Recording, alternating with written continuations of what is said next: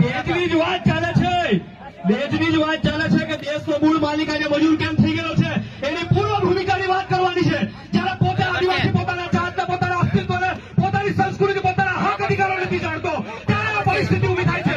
આ ગરબાડાના 41 ગામડા હું ખુદ ચૂકેલો છું. 2024ના વર્ષમાં ઉઠાવીને જોઈ લો સોશિયલ મીડિયા, ઉઠાવીને જોઈ લો અખબારો.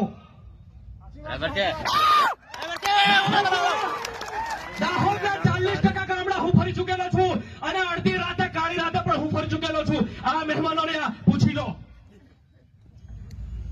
ફતેપુરા હોય, ધાનપુર હોય, દેવગઢ બારિયા હોય, જાલોદ હોય, દરેક જગ્યાએ અમે સંમેલન કર્યા, પત્રિકાઓ વહેંચી, રાત્રિ બેઠકો કરી, 12 વાગ્યા સુધી, 1 વાગ્યા સુધી તળસિયા જેવા ગામડામાં બેઠકો કરેલી છે. આવી ડોફાઓમાં, આવી મોટાઓમાં અહીંયા સમાજનું નિકંદન કાઢી રહ્યા છે. આપણે 2023-24 થી લઈને આ અભિયાન ચાલી રહ્યું છે. 2023-24 થી આજે પાટીદાર સમાજ હોય, ઠાકોર સમાજ હોય, અડધી રાતે અલગ અલગ પાર્ટી પક્ષના નેતાઓ ભેગા થઈને સમાજના સુધારણા કર્યા છે. પટેલિયા સમુદાય આપણો ભાઈ બેટો છે, આપણો પડોશી ભાઈ છે, ત્યાં છતાં પણ આપણે અનુકૂલન નથી કરતા એમનું. એમની દીકરીના, એમના દીકરાઓના લગ્ન 100 રૂપિયામાં થઈ જતા હોય, 200 રૂપિયાના ચાંદામાં થઈ જતા હોય, 2-3 નંગ ઘરેણાઓમાં થઈ જતા હોય, તો આદિવાસી ભીલ ભાઈઓને ક્યાં નડે છે? આ ગુજરાતમાં 1 કરોડ આદિવાસી છે, 1 કરોડ. 28 પ્રકારના આદિવાસીઓ છે. વસાવા, ડામી, ચૌધરી, કોકણી, ભીલ, પટેલિયા, ડુંગરી, ગરાસિયા. આ 29-28 પ્રકારના આદિવાસીઓમાં ક્યાંય દીકરીને વેચવામાં નથી આવતી, ક્યાંય દહેજ નથી લેવામાં આવતું. આખું ગુજરાત પરિભ્રમણ કરેલું છે. ભીલ ભાઈઓ પોતે આ ડોફાઈમાં અને મોટાઈમાં મરેલા છે. આ 29 પ્રકારના આદિવાસીઓ ક્યાંય ખોટા ખર્ચા નથી કરતા. ભીલ ભાઈઓને નડે છે. આટલી ડોફાઈ, આટલી મોટાઈ ત્યાં જઈને કાઠિયાવાડમાં જુઓ, ત્યાં મધ્ય ગુજરાતમાં જુઓ. તડકો હોય, ઠંડી હોય, વરસાદ હોય, આપણી મા બેન દીકરીઓ ત્યાં મહેનત મજૂરી કરી, કાળી મજૂરી કરી. ત્યાં શિક્ષણની વ્યવસ્થાની, પાણીની, પાયાની સુવિધાઓ નથી મળી.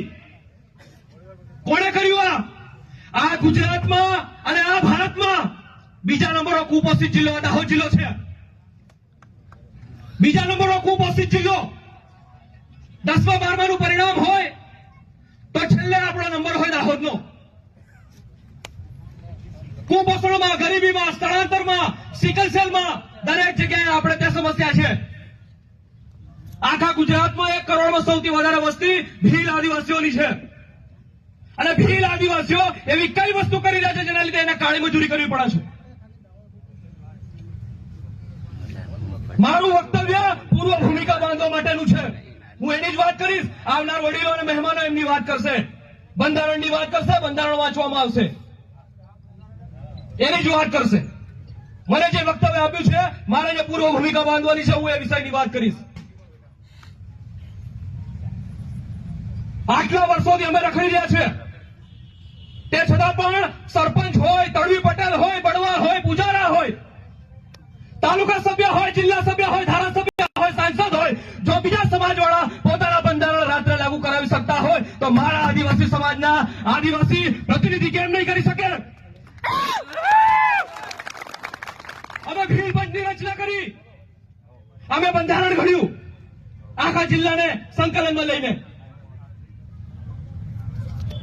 ગામમાં તડવી પટેલ છે, ગામમાં સરપંચ છે, તાલુકા સભ્ય છે, સરપંચના સભ્યો છે.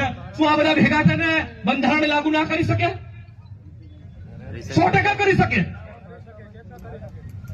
ઈચ્છા શક્તિ હોય, આવડત હોય અને સારી નિયત હોય તો આ બંધારણ આપણે લાગુ કરી શકીશું.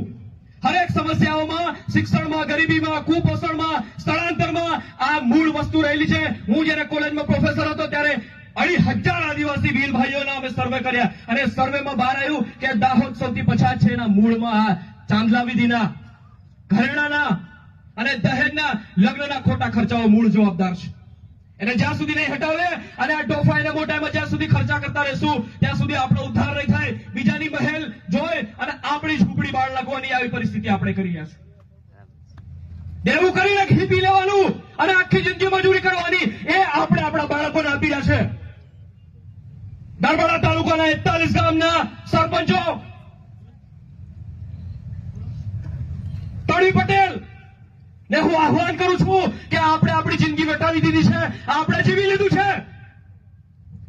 જ્યારે દુનિયામાં સતત પરિવર્તન આવતા હોય, દેશમાં, સમાજમાં, ધર્મ સંપ્રદાયોમાં સતત પોતપોતાના રિવાજોમાં, વ્યવહારોમાં પરિવર્તન થતા હોય તો આપણે કેમ નહીં? શું આપણે આપણા બાળકોને, આપણા ભવિષ્યને, આપણા સમાજને પેઢી દર પેઢી મજૂરીમાં ઠોકવો છે? એ આપણે નિર્ણય લેવાનો છે. આજે સબક લઈએ છીએ અહીંયાથી કે આવનારા મારા દીકરા દીકરીઓનું ક્યારે પણ અમે ખોટા ખર્ચા નહીં કરીએ. અરે આપણે એક પુરુષ તરીકે હું